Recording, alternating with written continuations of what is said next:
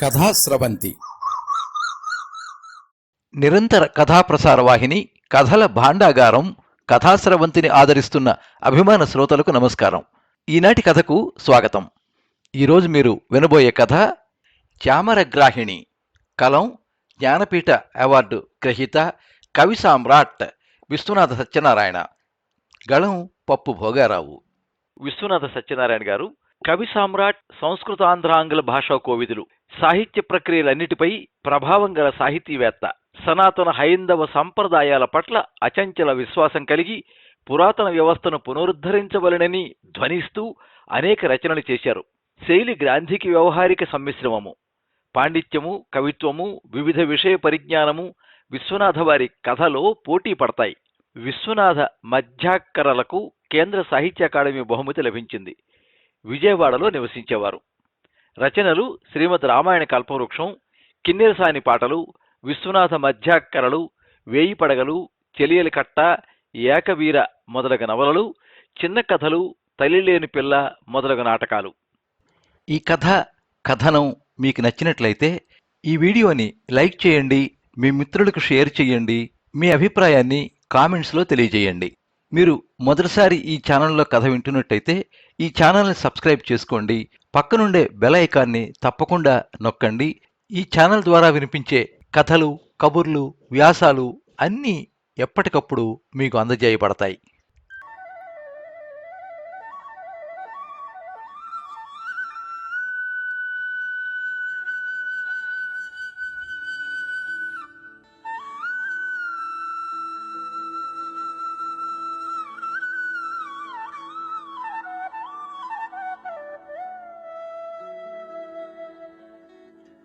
శాలివాహన శకము 102వ సంవత్సరము.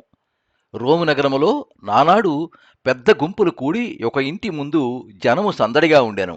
ఆ సందడికి కారణము హెలీనాయను గొప్ప సౌందర్యవతి 2 నెలలు ఎడారులలో బహుదేశముల గుండా ప్రయాణం చేసి రోము నగరమునకు తిరిగి వచ్చెను.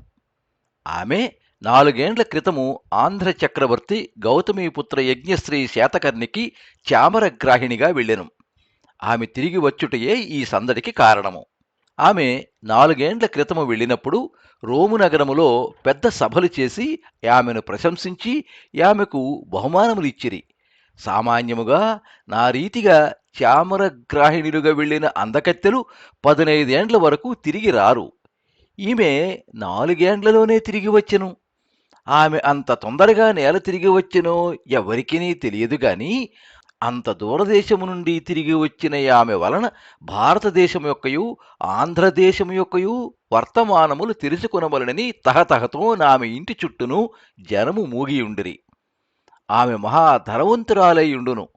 ఆంధ్రదేశము నుండి రత్నములు, ముత్యములు, సన్నని పట్టుసెల్లాలు, దంతపు సామానులు, జవ్వాది, కస్తూరి, యాలకులు, లవంగాలు మొదలైన అపురూపములైన ద్రవ్యములు ఆమె తెచ్చియుండును.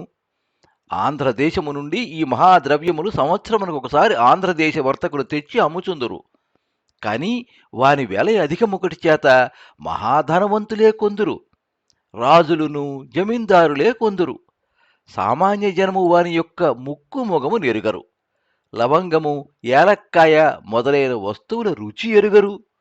జాపత్రియు లవంగము తిన్నచో నాలుక తిమ్మిరిగా నుండునట.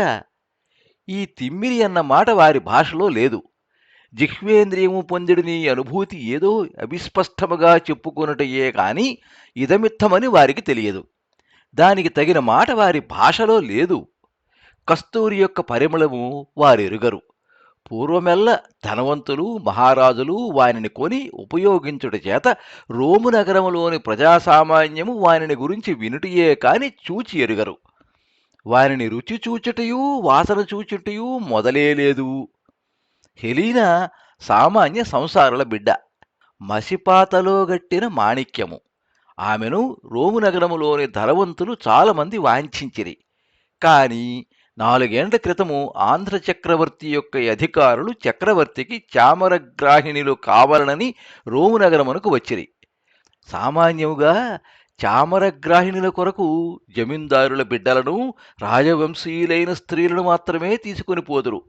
ఈ హెలీనా సామాన్య సంసారుల బిడ్డ అయినను లోకోత్తర సౌందర్యవతి అగుటి చేత 10 మందియు ఆమె పేరు చెప్పగా నాంధ్ర చక్రవర్తి అధికారులు ఆమెను తీసుకొని పోవుటకు అంగీకరించిరి. కాని ఒక నియమమును పెట్టిరి. ఆమె రాజవంశీయురాలు కాదన్న హేతువు చేత చక్రవర్తి ఆమెను నిరాకరించినచో మరు సంవత్సరము వచ్చడి సార్ధవాహులు వెంట తిరిగి పంపివేయుదుమని. సార్ధవాహులనగా వర్తకుల గుంపు. ఏడాదికి ఒకసారి ఈ సార్ధవాహులు ఆంధ్రదేశము నుండి రోము నగరమునకు పోవుదురు. ఒక చామరగ్రాహిణిని ఆంధ్ర చక్రవర్తి స్వీకరించినచో ఆమె కుటుంబమునకు చక్రవర్తి బారువ తూకము గల రత్నమాణిక్యములు ముత్యములు నిచ్చును. తక్కిన సుగంధ ద్రవ్యములు 2 బారువులిచ్చును. సామాన్యముగా ఆమె 15 చక్రవర్తికి చామరగ్రాహిణిగా నుండును. చక్రవర్తి స్వీకరించు నాటికి ఆమెకు 16 మించి ఉండరాదు. హెలీనాను చక్రవర్తి అంగీకరించెను. దానికి కారణం ఆమె సౌందర్యము. ఆమె శరీరఛాయ వట్టి తెలుపు కాదు, చంద్రుని సానపెట్టిన రాపొడి. తేనెలో మెదిపి తెచ్చినట్లుండును. తుమ్మెదల వంటి శిరోజములు. ఆమె సౌందర్యమంతయు నా విశాలములైన నేత్రములలోనున్నది.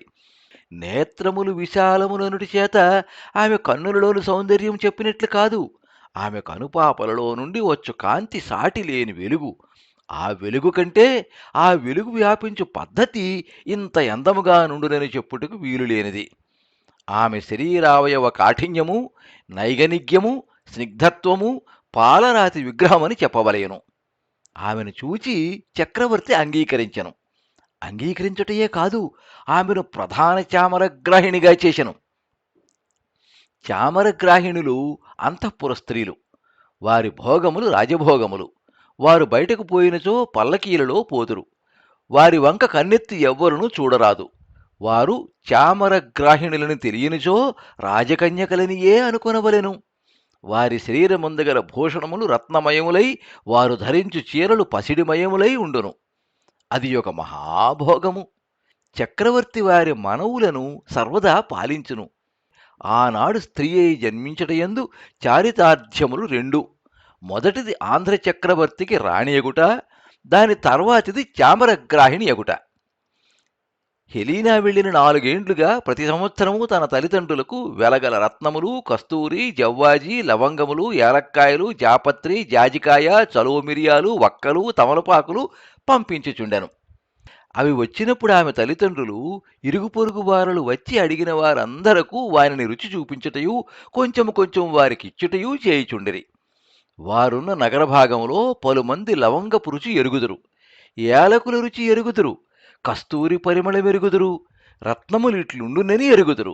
వారితరులకి ఈ రుచి విశేషమును తెలుపుటయు తక్కిన వారు ఆశపడుటయు 4 ఏండ్లుగా రోము నగరమునందలి ప్రజాసామాన్యములో చాలా మందికి హెలీనా తల్లిదండ్రులు అదృష్టము. తాము కూడా ఆ అనుభూతిని పొందవలనని అభిలాష ప్రకటింపబడుచుండెను. ఇట్టి స్థితిలో హెలీనా ఇంటికి తిరిగి వచ్చెను. వచ్చునప్పుడు 2 ఒంటెల మీద సామాను తెచ్చెను. అది అంతయు తన నగరమునందు పంచిపెట్టుటికే తెచ్చిచుండెనని ప్రతీతి వ్యాపించెను. జనం ఎందుకు మూగరు? హెలీనాకు 4 దినములు తెరిపిలేదు. వచ్చిన వారందరకును తాను తెచ్చిన వస్తువులను చూపించుటయు, కస్తూరి మొదలైన ద్రవ్యములు కొంచెము కొంచెముగా పంచి ఇచ్చుటయు చేసినది.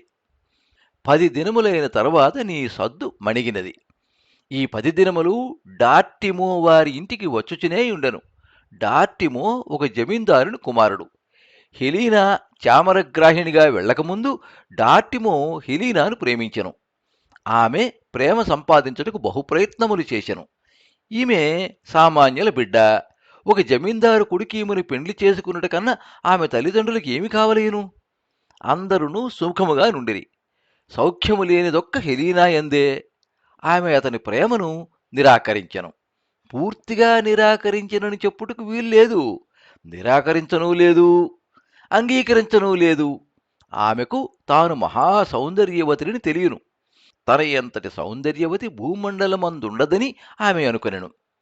సౌందర్యమునకు, వివేకమునకు ఆత్మజ్ఞానం ఎక్కువ, ఆత్మాభిమానం ఎక్కువ. ఆమె హృదయంలో ఒక కోరిక ఉండెడిది. తానొక చక్రవర్తికి భార్య కావలేనని, తాను చామరగ్రాహిణిగా తీసుకుని పోబడుచున్నప్పుడు తన కోరిక ఫలించునని ఆమె ఊహ. ఆమె తల్లిదండ్రులు ధనము మీద ఆశపడినను తమ కూతురు 15 ఏండ్లంత దూరదేశమున ఉండుటకు మనస్సులో అంత అంగీకరించలేదు. హెలీనా యొక్క పట్టుదల చేతనే వారి సంపూర్ణమైన అంగీకారం దొరకెను. చామరగ్రాహిణులు చక్రవర్తి భార్యలు కారని వారికి తెలియను. తిరిగి తమ కూతురు తమ దేశమునకు రావచ్చును, రాకపోవచ్చును. కొందరు చామరగ్రాహిణులు ఆంధ్రదేశమందే తమ 35వ ఏటనో 36వ ఏటనో వివాహమాడి ఉండిపోవుట కలదు. నృత్యగీతాదులు నేర్చుకుని ఆ వృత్తిని అవలంబించటయూ కలదు. ఒకవేళ హెలీనా తన దేశమునకు తిరిగి వచ్చినచో వచ్చడి నాటికి వయసు ముదిరియుండును. ఇచ్చట వివాహమొకటయూ కష్టమే. కాని జీవితాంతము సంపదలతో తొలుతూగవచ్చును. ఆ దేశములో డెల్పాస్ అన్న గ్రామం ఉన్నది. ఆ గ్రామములో సోదె చెప్పుదురు. హెలీనా పోయి తన 15వ ఏట సోదె అడిగెను. నీవొక చక్రవర్తి యొక్క అంతఃపురములో నుందువని సోదె చెప్పబడెను. ఆ మాటకు తాను చక్రవర్తి భార్య నగుదునని హెలీనా వ్యాఖ్యానము చేసుకునెను. అన్నియునట్లు పొసగినవి. హెలీనా తిరిగి వచ్చినందులకు డార్టిమో ఒక్కడే సంతోషించెను. తల్లిదండ్రులకు తమకేటేటా వచ్చు సిరి సంపదలు కట్టుపడ్డవని దుఃఖమయ్యను. కాని గురిడ్డిలో మెల్ల హెలీనా వచ్చుచూ బహురత్నములు తెచ్చెను. వానితో వారు చాలామంది జమీందారుల కంటే ధనవంతులు కావచ్చును. ఒక జమీందారీ కొనవచ్చును. అయినను తన కూతునకొక్క అదృష్టము తొలగిపోయినట్లు వారు భావించిరి. డార్టిమో మాత్రము తనకు అదృష్టము పట్టినట్లు భావించెను. డార్టిమో తల్లిదండ్రులకి ఇది ఇష్టము లేదు. పూర్వపు రోజులలో ఆమె సౌందర్యమునకు వారు కూడా ముగ్ధులై తమ కొడుకు ఆ పిల్లను చేసుకున్నటకు అంగీకరించిరి. ఇప్పుడు వారికి ఏమీ ఇష్టము లేదు. చామరగ్రాహిణి అనగా వారికి ఏమిటో తెలియదు. చక్రవర్తికి భార్య వంటిది చామరగ్రాహిణి అని వారి అభిప్రాయము. సరిగా భార్య కాకపోయినను భార్య వంటిదేనని. చామరగ్రాహిణి అనగా భార్య కాదు. చమరీ మృగములని ఒక జాతి జంతువులు భారతదేశంలో నుండును. వాని తోకలు పెద్ద కుచ్చులుగా ఉండును. ఆ కుచ్చులు పుచ్చుకొని స్త్రీలు చక్రవర్తులకు ఇరుపక్కలా నిలుచుండి విసరుచుందురు. చక్రవర్తి సింహాసనం మీద కూర్చున్నప్పుడు మాత్రమే ఈ ఉద్యోగం ఉండును. తక్కినప్పుడు వారికి ఏమీ పని ఉండదు. వారికిని చక్రవర్తికి నేమీ సంబంధం ఉండదు. అట్టి చామరగ్రాహిణులను కొనిపోవుటకు వచ్చిన అధికారులు చెప్పిన మాటలు ప్రజాసామాన్యం నమ్మదు. అందుచేత ఆమె చక్రవర్తి భార్య అనియే డార్టిమో తల్లిదండ్రుల ఉద్దేశ్యము. ఆమెను డార్టిమో వివాహము చేసుకున్నట్టు వారికి ఇష్టం లేదు. అయినను డార్టిమో హెలీనా వెళ్ళిపోయినప్పటి నుండి తాను వివాహం చేసుకున్నట్టు ఇష్టపడలేదు. జీవితాంతము తాను మరొక స్త్రీని ప్రేమించనని మనసులో నిశ్చయించుకొనెను. కాని ఎవ్వరి తోడను తన నిశ్చయం చెప్పలేదు. అతడు కూడా హెలీనా ఆంధ్ర చక్రవర్తికి భార్య అయ్యననియే భావించెను. ఆ చక్రవర్తికి నామెకు పడకపోవుట చేత ఆమె తిరిగి వచ్చి వేచనని అనుకొనెను. ఇప్పుడు హెలీనాకు చక్రవర్తి మీద ప్రేమ ఉండదు. తన ప్రేమ సఫలమగునని అతని ఊహ. ఈ 10 దినములు డార్టిమో హెలీనా ఇంటికి వచ్చును. పవలెల్ల అచ్చటనే ఉండును. వారి ఇంటనే భోజనము చేయును. ఆంధ్రదేశ వార్తలు 100,000 హెలీనా చెప్పును. పలుమంది చెవులు దోరబెట్టుకుని వినుచుందురు. డార్టిమో కూడా వినును. హెలీనా డార్టిమోను స్నేహితుని వలె చూచును. ఆమెతో ఏకాంతముగా మాట్లాడవలనన్న డార్టిమోకు వీలే కలుగులేదు. హెలీనా వీలు కలుగనీయలేదు. నీవేళ వచ్చి వేసితివని హెలీనాను సర్వజనులు ప్రశ్నింతురు. కొందరి వద్ద నామె ఆ మాట వినిపించుకొనదు. కొందరితో తనకచ్చట నుండుటి ఇష్టము లేదనును. తన చెలికెత్తలు ప్రశ్నించినప్పుడు కనులలో దైన్యము తెచ్చుకొనును. తల్లిదండ్రులు మొదటి రోజులలో అడిగినప్పుడు మనకి ఈ సంపద చాలదా అనెను. తరువాత సమాధానం చెప్పితిని కదా అని కసురుకొనును. వారును క్రమంగా అడుగుట మానివేసిరి. బోలెడంత సంపద వచ్చినది. ఆ సంపదకంతయూ నామి అధికారిని. అందుచేత వారు ఊరకుండిరి. రోజులు గడిచిన కొలది హెలీనా కనులలో ఒక విచారం కనిపించుచుండెను. ఎల్లప్పుడూ ఉత్సాహముగానే ఉండును. ఏదో ఒకవేళ దీనత్వమంతయు ఆమె కనులలో వచ్చి కూర్చుండును.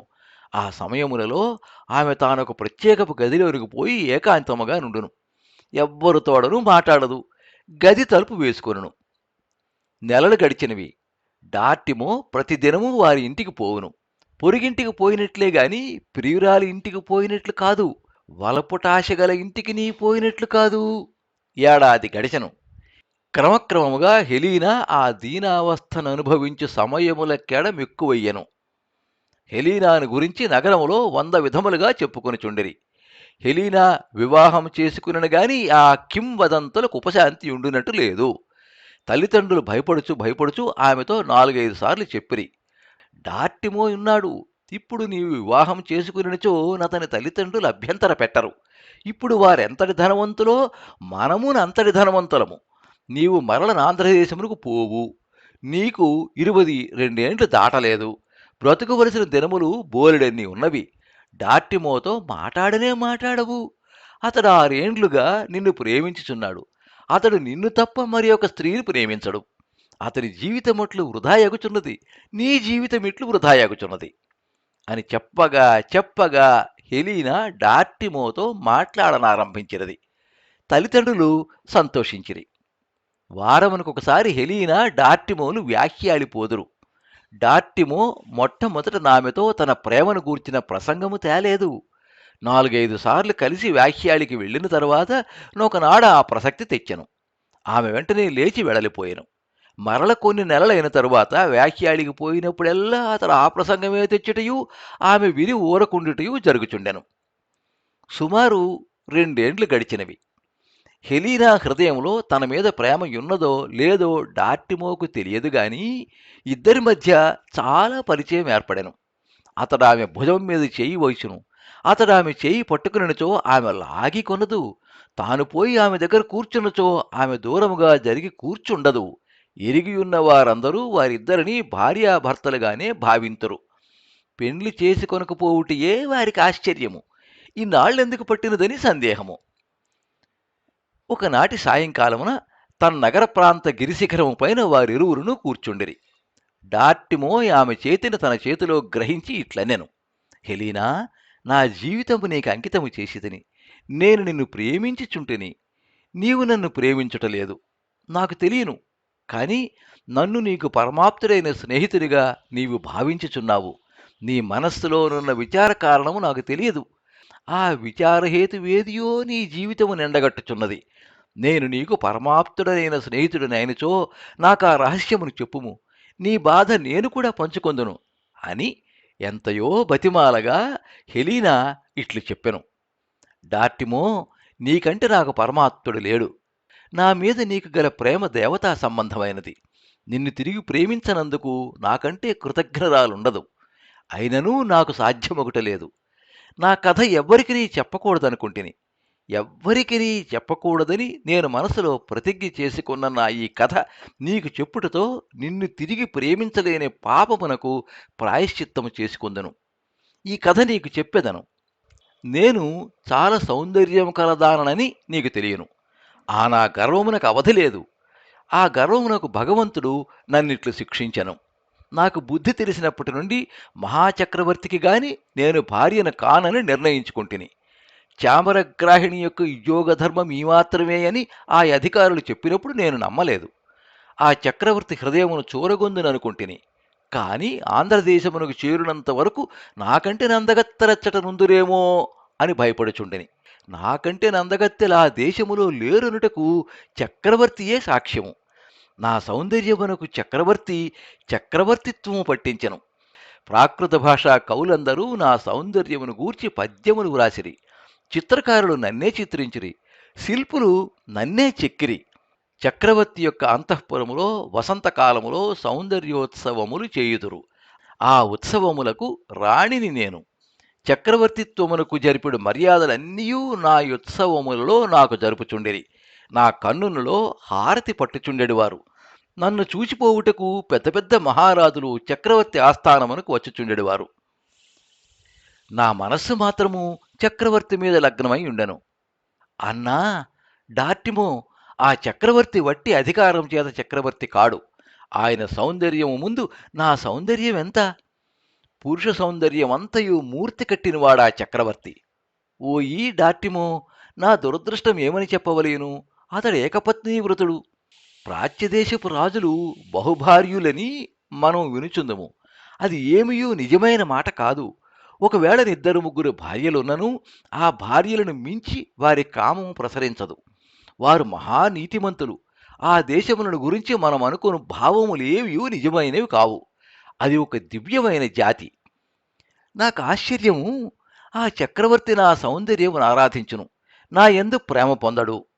నా సౌందర్యం కొరకు నన్నొక చక్రవర్తి భార్యను వలె గౌరవించును, గౌరవములు చేయును, ఆరాధించును, పూజించును. సౌందర్యమున్న ఒక సామ్రాజ్యమున్నచో దానికి ఆయన మహారాజ్ఞిని. తక్కిన విషయములు ఎందు నేనెందుకు పనికిరాను. ఆయన భార్య సౌందర్యవతి కాదనను, కాని నా ముందేమిటి అని చక్రవర్తి నా వంక వలపుటనుమానము కల యొక్క చూపైనా చూడడు. నన్ను రాచుకొని పోడు, నా చేయి పట్టుకున్నట్టుకు ప్రయత్నించడు, నా దగ్గర కూర్చుండవలనన్న కోరిక కూడా కనిపించదు. నాకా నా మనస్సంతయు చక్రవర్తిమయముగా నుండెను. నాకు నిద్ర పట్టదు, అన్నము సయించదు, నా బ్రతుకంతయు చీకటి అయినది. చక్రవర్తి ఎప్పుడునూ కొలువు తీర్చి ఉండవలననియే నా కోరిక. అప్పుడు తప్ప చక్రవర్తి దర్శనము నాకు కాదు. సంవత్సరమునకు ఒకసారి వసంతోత్సవములలో ఆయన దర్శనము జరుగును. అన్నా డార్టిమో, నేను చనిపోవలసినది. నాకు నిద్ర లేక, ఆహారము లేక, నా శరీరమునకు కలిగిన కార్శ్యము చక్రవర్తి దర్శనము కొలువులో కలిగి ఆయనను చూచినంత సేపటిలో పోయి నా శరీరమునకు పుష్టి కలిగేది. ఆయన నేత్రములు అమృతపు బావులా ఏమీ? ఇట్లు 4 ఏండ్లు జరిగిన తర్వాత నేను ఓర్చుకొనలేకపోయితిని. డార్టిమో, నీ ఓరిమికి నా నమస్కారము. నన్నింతగా ప్రేమించి ప్రేమ నిఘాతమును నీవెనిమిది ఏండ్లు ఓర్చుకుంటివి. జీవితాంతం ఓర్చుకోగలవు కనుక నీ ప్రేమకు నా ప్రేమకు పోలిక లేదు. కనుక నీకు నాకు తగదోయి సోదరుడా. నీవు ప్రేమ కలవాడవు, నేను క్షమలేనిదానను అని హెలీనా కొంచెం సేపు దుఃఖించి మరలనిట్లు చెప్పెను. ఒకనాడు నేను చక్రవర్తి పడక గది దగ్గరకు పోయితిని. అంతఃపుర స్త్రీలు ఆనాడు ఒక ఉత్సవము చేసుకుని చుండిరి. మహారాణి నాడు తన దగ్గరకు వచ్చునని చక్రవర్తి అనుకుని చుండెను. మహారాణి తాను వత్తునని చక్రవర్తికి వార్త పంపించెను. రాత్రి ప్రొద్దుపోయిన తరువాత మహారాణికి తాను వెళ్ళుటకు వీలు లేదని తెలిసెను. ఆ సంగతి ఆమె నాతో చెప్పి పోయి చక్రవర్తికి తాను రానని చెప్పుమని నన్ను ఆజ్ఞాపించెను. అప్పుడు నేను చక్రవర్తి గది వద్ద నుంటిని. చక్రవర్తి నిద్రపోవుచుండెను. నా మనసులో నాకు కోరిక పుట్టినది. నా కౌగిలి ఒత్తిడిలో, నా చుంబనముల వేడిమిలో మేల్కొనిన చక్రవర్తికి తన కౌగిటనున్న నేను మహారాణిని కాదని ఎట్లు తెలిసినదో నాకు తెలియదు. నేను మణిదీపం మీద చిక్కని గుడ్డ కప్పి అంతయు చీకటి చేసి తిని. మరు నిమిషమున నేను దీపపు వెలుగును నిలుచుంటిని.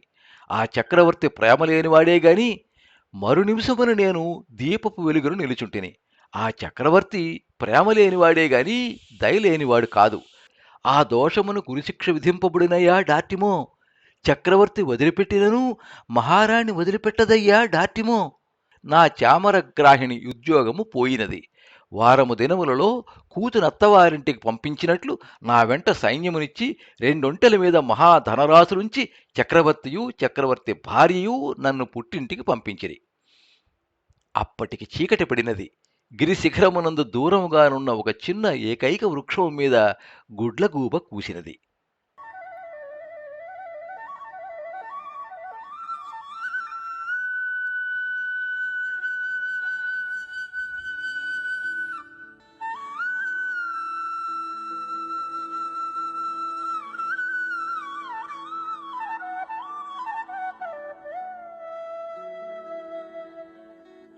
మీరింతవరకు చామరగ్రాహిణి కథ విన్నారు. రచన కవి సామ్రాట్, జ్ఞానపీఠ అవార్డు గ్రహీత విశ్వనాథ సత్యనారాయణ. వినిపించినది పప్పు భోగారావు. కథానిలయం నుంచి సేకరించిన ఈ కథ కృష్ణా పత్రికలో ప్రచురితమయ్యింది.